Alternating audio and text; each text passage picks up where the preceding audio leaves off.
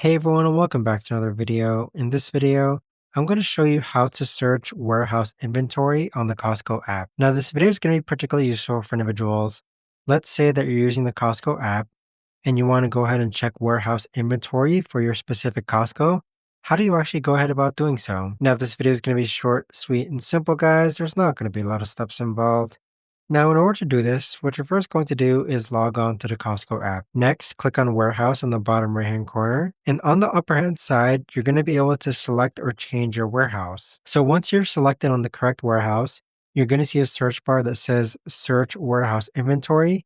If you click on that, this is going to be able to allow you to search this warehouse inventory on the Costco app. But that right there, guys, is the best and easiest way that I know of to actually go ahead and search warehouse inventory on the Costco app. If you guys know of a better or easier way to actually do this, let me know in the comments down below. I would love to know. Thanks so much for watching everyone, and I'll see you guys all in the next video.